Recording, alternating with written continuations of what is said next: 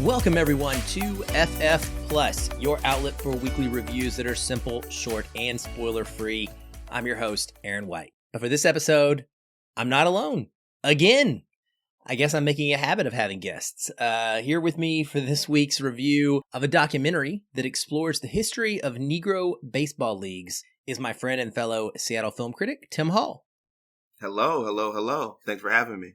Thank you for coming on. I really wanted to have another perspective for this. And I thought this is cool, Tim, because it is a great time to celebrate baseball and its history in general, because the All-Star Game is right here in Seattle this very week of this movie release. I think it's got good timing. So I'm excited for that. With that said, here goes The League from Magnolia Pictures, featuring interviews from a whole host of folks in history, including Maya Angelou, briefly. I thought that was neat. Yeah. This was directed by Sam Pollard and based on the book The Negro Baseball Leagues by Bob and Byron Motley. Cinematography is by Henry Adebonadojo Angel Barroeta. Music is by Catherine Bostic, and it is edited by Dave Marcus. It runs 103 minutes and is rated PG for thematic content involving racism, a racial slur, and some violent images and smoking. What's it about? Told through the personal experience of notable Negro League umpire Bob Motley, the picture explores black baseball as a stage for some of the world's best athletes, an economic and social pillar of black communities, and the unintended consequences of MLB integration. The rise and fall of the Negro Leagues follows the arc of race history in the United States. It features interviews from players like Buck O'Neil and many Hall of Fame inductees, including Willie Mays and Hank Aaron. And this documentary celebrates some of the 20th century's best athletes and entrepreneurs while grappling with America's difficult march toward equality, including a discussion on the dissolution of the Negro League, which had its own unfortunate consequences. All right, so right when we got on, Tim was like, Aaron, what'd you think of the movie? And I was like, well, you got to wait till I hit record, my friend. But so I'll answer you this now. I really enjoyed it, Tim. I thought that first and foremost, what I go to a documentary for is two things. I want to become more informed. I want to learn something, and I want to be entertained. Yeah. One of my favorite things about documentaries is archival footage. You give me a ton of archival footage, and you pretty much have me eaten out of your hand every time. And this documentary has a ton of it, and it's not just sports archival footage. It's newspaper clippings, it's old interview clips, some of them even without sound. They were so far back, things like that really give you a perspective of being in that time period versus someone just talking about it being in the past. And then the learning part, I had no idea. That's all I can tell you. I feel like I'm that guy who, if you ask me about the Negro Leagues, I'm going to say, yeah, those existed before Major League Baseball. That's where Satchel Paige and Jackie Robinson came from. But that's kind of the extent of my knowledge going into this. And I feel like I learned so much more about the significance of it, the importance of it to black communities. And I think one thing that was really interesting to me is one thing noted there in the synopsis as well about how when the Negro Leagues went away, everyone would assume, oh, this is great because now our black players can be integrated. They have the opportunity to play in the big show in the Major League Baseball. But much like the story of the Negro Leagues in general, paralleling the civil rights movement in America, that does not necessarily mean that it's better for all of the black community and the black players who many of ended up getting left behind because there was nothing left to do. I found that really fascinating, honestly heartbreaking in a sense. I don't know that I have an answer for it. I just think it's great to learn this kind of history, hopefully so we don't repeat it. But it was really good. Yeah, and I'm with you. I felt the same way. I love the footage. But also, I mean, that's something my dad always talked about. Like, my first introduction to the Negro Leagues was, I think, my great uncle Dick, who was older when I was a kid. And he always would talk about the Negro Leagues. I used to go to a barbershop, and one of the barbers had a picture with Satchel Paige. And that was like his pride and joy. Right behind his chair was him and Satchel Paige. And he played in the Negro Leagues. And it's just him and Satchel smiling. And he loved telling people stories about Satchel Paige, which is, to me, by far, one of the best parts of this documentary. Is sort of these insane stories about the stuff that he would do. But one of the things that I didn't anticipate, that I kind of knew, was it did run parallel. Like, there's the war effort, which people were like, hey, if these boys can go die together, they should be able to play together. Then there was an effort as well to integrate America. Then there was an effort to integrate baseball. And the two were, like, linked. So when you hear people talk about what it meant for Jackie Robinson to break the color line, part of it is baseball, but a bigger part of it is showing the world that what we can do if we integrate. That people can work together, they can live together, it is profitable for business. People aren't going to run away. People aren't going to not come to games, right? It's all this fear-mongering that would come about, if you had Negroes playing in your league, which is why Jackie taking that step and sort of taking all those arrows was incredibly important. Whenever I talk to my older uncles or my dad, they had such reverence for Jackie Robinson. My great-grandfather, for sure. Yeah. His name was Albert Payne. He was a Tuskegee Airman. Ooh. Just beloved in the community. But I remember solely him loving the Dodgers. Now, at the time, we lived in the Bay Area. So he would go to Candlestick Park at the time, full Dodgers gear. And he was a big man, so nobody messed with him. But he loved, and I can hear him saying it. He would say, they did right by Jackie. That was his reasoning. They did right by that kid. There's an interesting part here about Jackie Robinson, and I love that it doesn't come, this definitely follows the trajectory of the league, so that comes towards the end. But the one major quote that I wrote down I wanted to actually bring up that it almost had me in tears, I'll be honest. It really was powerful to me. It is after they're talking about Robinson and his integration, and first it's kind of led into by this scene where there's someone talking about how interesting it was at that first game. They said there were three distinct groups of people. Yeah. There were blacks who were cheering, right? Everybody in the stands who was like absolutely stoked to see someone like them. There were whites who were booing and throwing things. And then there were whites who were standing and cheering.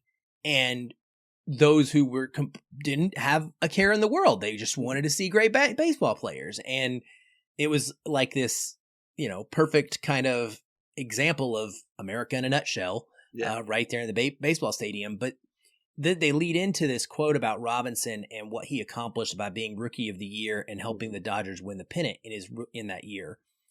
And he says this is from Larry Lester, who was a Negro League scholar. And he says, a dark-skinned black man puts on a white uniform, picks up a bat made of white ash, stares at a white batter's box, to a white baseball from a white pitcher, thrown over a white home plate, hits the ball between two white foul lines. He's called out or safe by a white umpire, while white fans boo or cheer. He was an ink spot on the white canvas of injustice. So no matter how you feel, he was under tremendous pressure to try and blend in. Yeah. And man, that was combined with learning about Jackie Robinson having mental struggles. And at one point, his doctor even telling him, like, dude, you got to give up baseball because it's not good on your heart. Yeah. Like, that's crazy. This man, he carried the weight in a way that no one else has had to quite do. Yeah, no one's had to do. The one thing I did cry watch this documentary, and it was none of the, the racism, although all the stuff is bad. The conditions that they were living in when they were trying to play was even more depressing. But it was Buck O'Neil recalling the day that Jackie Robinson signed. So he tells this story about, I think he's on a military base somewhere. They call him into the room. He says, have you heard? He says, what? Jackie Robinson signed a Major League Baseball contract with the Brooklyn Dodgers. He said, give me that horn. And he makes this announcement. And he said, we hooped and we hollered and we didn't get a lot of sleep that night. And he said this was it. And he had a smile on his face. And it was the joy he had that really made me emotional. Because it meant so much to these guys who had played in the league. It meant so much to race relationships in the United States at the time, that it was more than just him signing a contract to play baseball. And you could see that and hear that in Buck O'Neil's voice. And that to me was moving because it reminded me so much of like my great-grandmother and like conversations we would have when I was a kid. And they would recall these stories that were similar. Like she loved tennis, but there was no space for her in tennis. You know what I mean? And just, there was a sadness in her voice when she would talk about it. But I would sit on the edge of her bed and watch Wimbledon with her and watch the French Open. And she would just talk about these great tennis players that she knew that never had a chance. Yeah. I mean, it's frustrating. It's why it's so hard to have these discussions too, because and integration at the end of this being a good example of, I don't know if I can quite make the connection, but something like affirmative action where you say you're giving an opportunity for someone for equality, but like by doing the difference in equality and equity is something people don't always understand. Right. And that is sort of what ended up happening here. Yeah. Unintentionally. I mean, I don't think that it was somebody sat down and was like, well, we'll put the Negro Leagues out of business by doing this. I doubt that was the plan. It was business. It was, we want to have these players because they're good and we're now willing to take that chance and we'll make money. And then they didn't really care what happened to the rest that were not able to be on the teams. No. They didn't care about the league. You know, it's funny. I listened to an interview the other day, and the guy made a comment about the real sins of slavery, and it made me think about this documentary as I watched it. The real sin of slavery isn't necessarily the abuse or the free labor or the stealing of bodies and selling of people. It was the idea that black were inferior, that we couldn't work with them, they weren't smart enough, they weren't fully human in some cases, they were animalistic, they can't date your daughters. All those types. They're only good for help and menial jobs. And that never went away. Civil War happens, but that sentiment crossed the Mason-Dixon line.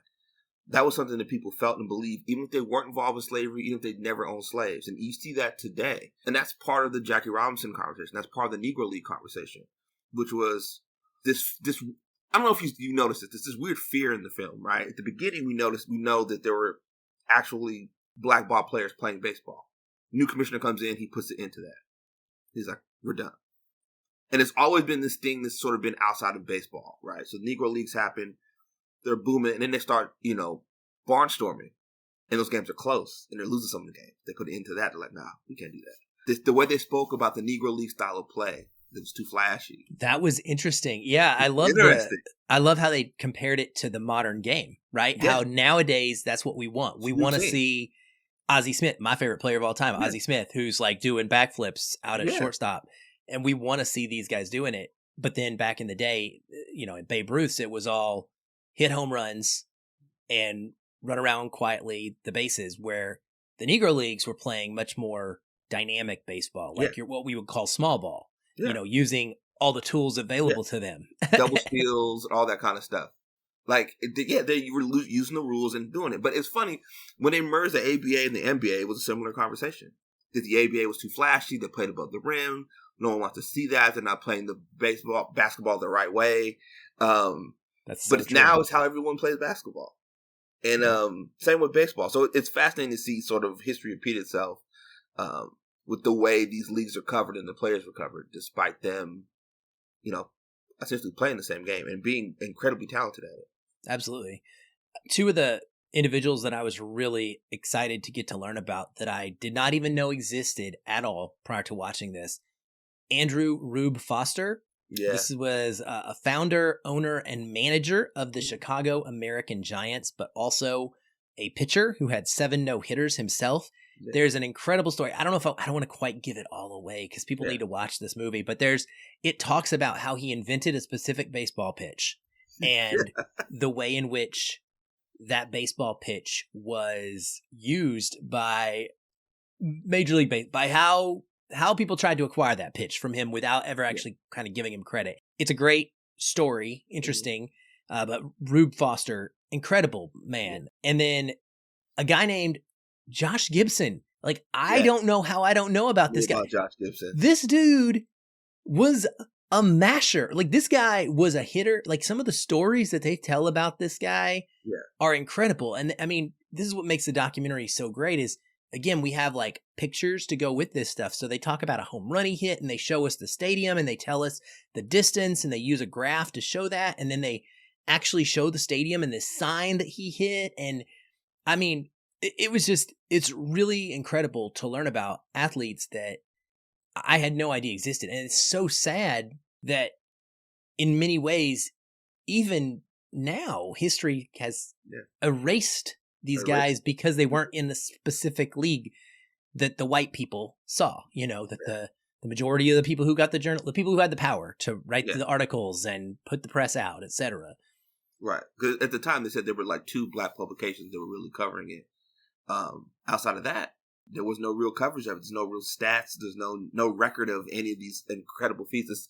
Instead of like you heard the Satchel Paige stories that were told, it's people telling these stories about what they saw when they were there at the park. And it just sort of gets passed down like, fairy tales and Mother Goose tales, because it sounds so absurd that someone could do something like that. But it actually happened. It does. I was trying to remember who it was. They talk about somebody else in the film who was also a Hall of Fame pitcher who had a great relationship with Satchel Paige. Apparently they were really good friends. And he had made the comment that he was like, you put us both on the same team. He said, we'll win you the pennant by the All-Star break. And I was like... He said we can go fishing for the rest of the season and still make the playoffs. That's a heck of a compliment. That is, I love it when athletes have that sort of level of confidence. But think about the context of it, right? It's a white baseball player talking about a Negro player at the time where that wasn't a popular thing to do. And he, without a beat, was like, this Negro boy named Satchel Paige. And he's incredible. Like, didn't stutter. And that's important. That tells you how incredible Satchel Paige was, that he could get that out of people. Absolutely. Yeah, definitely. But before we move on, you know what I did learn that I didn't know about? Was that these Negro League players would go down to Dominican Republic. Yes. Play. I had no idea. The influx of Latino baseball players came from the Negro. I had no idea either. And think about the style of play, and I was like, this makes all of the sense in the world. It does. It absolutely does. And I'm like, how can I never make that connection? But it makes sense. Yeah, that they would travel down there, and that is where it kind of took hold. And then they just started coming up into the Negro Leagues, and baseball's never been the same. Latino baseball players have dominated this sport in many ways. In recent incredible. decades. You look at some of this. If you look at all the stats and like these guys, like what's his name, L.A. De La Cruz, yesterday hits a single, steals first. Still second, still third, still something. That was incredible, by the way. I haven't seen that in my life. I've never seen that before in my life. Awesome. I love stuff like that. You think about his style of play, and you think about this documentary, and you're like, I get it. They show the pictures of like Babe Ruth's like scowl to kind of like show opposite, and it's just so perfect, And I love that one of the I think he's a writer. I can't remember who said it, but someone says, just to make a note, Babe Ruth hit. They're talking about Hank Aaron's home run record, and they said Babe Ruth never hit a home run off a black pitcher. I just want to put that out there. Never did. Another thing about Hank Aaron, I watched a documentary about him, was he was under a lot of pressure, which is kind of made me sad. Like, man, he was under all that pressure. He just wants to play baseball and break a record, and it was. And they kind of touch on that in the movie 42 with Branch Rickey, and he's reading all the hate mail from Jackie Robinson because someone comes in with one letter. He's like, yo, that's all Jackie gets. That was a real thing that people did. And that part made me sad. Like, man, Hank Aaron, man, under all that. Imagine if he didn't have to play with any of that pressure. Yeah. I wonder what he could have accomplished, right? How long he could have played. Yeah. And the fact that they're able to do that. I mean, it's something that most people will never, ever have to experience. No. Anything remotely like that. Mm-hmm. I did want to ask you kind of tangentially to this documentary. You are a big fan of a video game called Major League Baseball, the show. You play it every year. In fact, other than that and Spider-Man, I don't know if I've ever seen you playing anything else on my PlayStation when I see you on my friends list. Those are my 2 favorite games. Those are the games. But Spider-Man, not exactly a comparative to this. But Major League Baseball, the show, the 2023 version, had a specific story mode that I believe you play in the Negro Leagues, and you played it. Is that correct? Yeah, I played it. So the story mode, this is what I do. I'm not going to evangelize about this game, but I do love the game. Okay. It's a great sports game. But how is the Negro League thing interesting? Does it have good history? Yes. Is it fun? It's fun. So there's different modes you can play. Can I be Josh Gibson? I haven't gone through all of them, but you might be. I'll check. You might be able to. But so it's different players, and so it's like a story mode. And so throughout the story mode, you'll do different things. Like for Satchel Paige, it said like pitch 2 innings, strike out 4 batters, don't give up a run. So you got to go through and If you complete it, then you win something. You start with like winning like a jersey, so you'll get like a Grays jersey or whatever. Then you'll win like the stadium they played in. At the end of that story mode for that player, you win that player's card. And you can play with them in Diamond Dynasty with your Diamond Dynasty team. Yeah. You can play with them. I have Satchel Paige on my team. You can pitch with them. It's fun. So then for every player, it's that. But in it, they're telling history. They're telling stories about the Negro League. They're informing. There's a lot of fun information about the players, the situation they were in, their careers. So I learned a lot about Satchel Paige just playing that mode in the game. Some of the stories that they told in the doc were in there. They talk about that, how he played in the majors late in his life and could still pitch, and people still came out to see him play. So yeah, if you're into baseball, get the game. You'll learn a lot about the Negro Leagues, and it's kind of fun to like play in these old stadiums because the graphics are really, really good. Yeah. So it looks fun when you're playing these old stadiums and having a ball. I love it. And I love pitching with Satchel Paige. He's fun. Cool. All right. Yeah, I need to get to it. I have not played the mode yet. I've been, anyway, we don't need to talk about what I've been playing. I know what you've been busy. Yeah, all I've been doing for a lot of time. But I do love that game, and I do want to play through that. And now I want to play through it more than ever because of this doc. So I think it pretty much stands to reason that Tim and I are both big fans of this. We give it a hearty recommendation. This film actually is going to have a theatrical run. I don't know how long. Right now, it is exclusively in AMC theaters. It did premiere at Tribeca Film Festival a couple weeks ago. So it's in AMC theaters. Go check it out. This is a great kind of movie to give your dollars to indie films like this. They need it. Disney doesn't. But if you can't do that, the League will be available on video on demand beginning on July 14th. So you can just watch it from the comfort of your home like Tim and I did, and it plays just fine there as well.